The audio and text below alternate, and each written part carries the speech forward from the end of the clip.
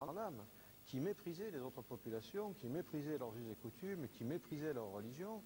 Et ce sentiment, n'est-ce pas, d'avoir créé une espèce de civilisation nouvelle basée sur la technologie, la science, le rejet justement de toutes les valeurs religieuses et traditionnelles, ce sentiment d'être finalement un phénomène tout à fait nouveau dans l'histoire, s'accompagnait, allait de pair avec un sentiment de supériorité absolue vis-à-vis des autres civilisations. Alors vous avez aujourd'hui quand même des gens qui ne sont pas complètement idiots.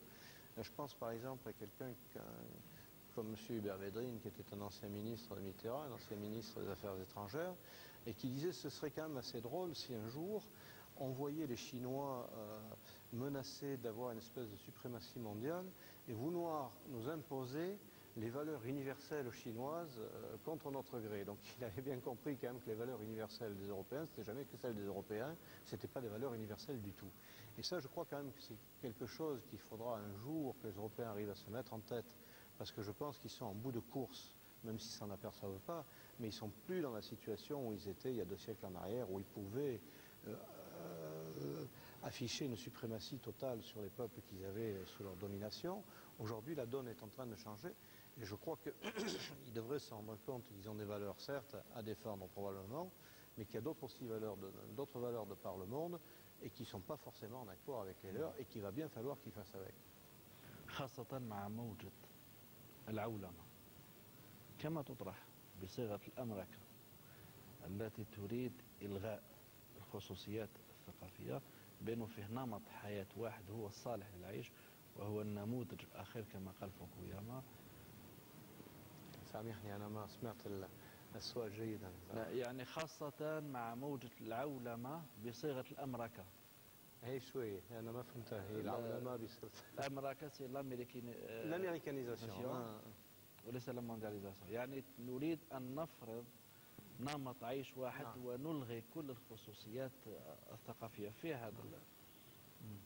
Alors ça c'est clair que la mondialisation, c'est d'abord la mondialisation économique, à des fins économiques, pour que quelques multinationales détiennent finalement ou concentrent entre leurs mains tout ce qui est consommation mondiale. Ça, le but est clair. Donc la mondialisation, ce n'est pas une vocation scientifique ou culturelle, c'est la vocation économique. Et il est clair que quand on aura supprimé les spécificités dans chaque peuple, on pourra d'autant plus facilement imposer sa manière de voir, sa façon de penser et donc surtout son mode de consommation, ce qui est la finalité ultime. Voilà. Hein, parce que la finalité, elle n'est pas culturelle. On pense que l'Europe aujourd'hui, quand elle parle de civilisation, elle a vraiment une visée culturelle. C'est faux. Les Européens aujourd'hui n'ont, je m'excuse, je vais dire une énormité, je pense qu'ils n'ont pratiquement plus de culture. C'est à l'époque où il y avait encore une effervescence des idées en Europe, à mon avis c'est une époque révolue. Aujourd'hui, on a affaire à une Europe et une Amérique de consommateurs. Point barre.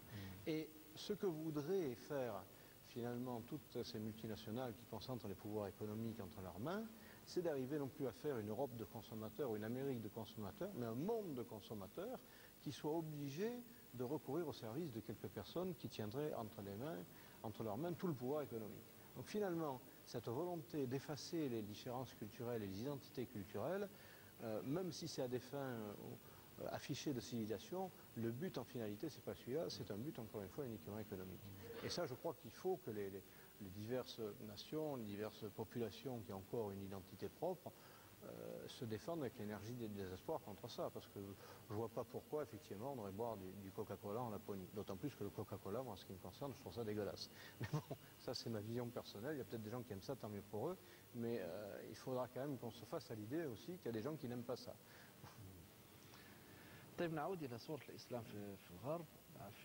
يعني حدثت المفارقة بارادوكس، يعني في الوقت الذي تزداد حملة التشويه والضخ الإعلامي المركز من أجل أن تشوه صورة الإسلام، في الوقت ذاته نجد إقبالا منقطع النظير في الغرب، أولا على فهم الإسلام ومعرفته، وثانيا حتى على الدخول في الإسلام.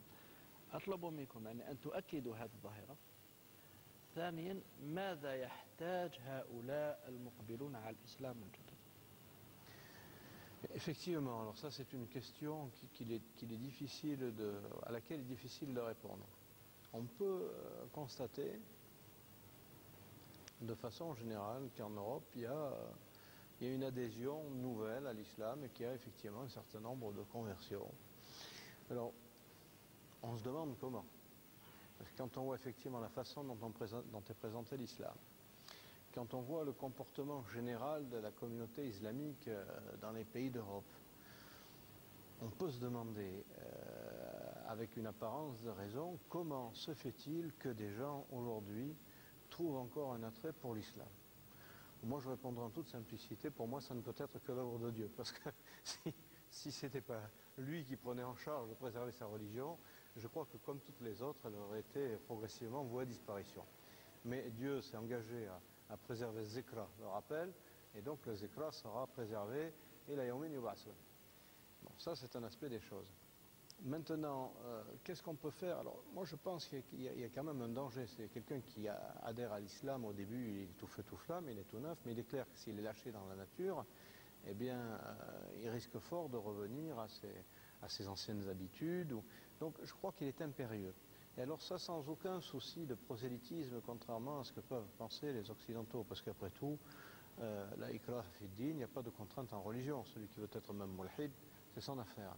Mais ceux qui adhèrent à l'islam, je dirais de plein gré, et en pleine conscience, et qui ont envie d'approfondir leur foi, il faudrait qu'on puisse leur offrir dans les pays d'Europe, de façon générale, matière à approfondir leur religion. Donc il faudrait qu'il puisse y avoir des structures qui les accueillent au moins pendant un certain temps pour répondre aux questions qui se posent, pour leur donner un minimum de ta'lim, d'enseignement, pour qu'ils reçoivent mabadi ad-din, les principes de base de leur religion, et puis après, effectivement, ils pourraient retourner à leurs occupations, mais il faudrait quand même pouvoir leur assurer un minimum d'enseignement religieux basique. Voilà. Après, ils se détermineront par eux-mêmes, chacun choisit la voie qu'il entend. Mais ça me paraît une nécessité. Ça me paraît une nécessité.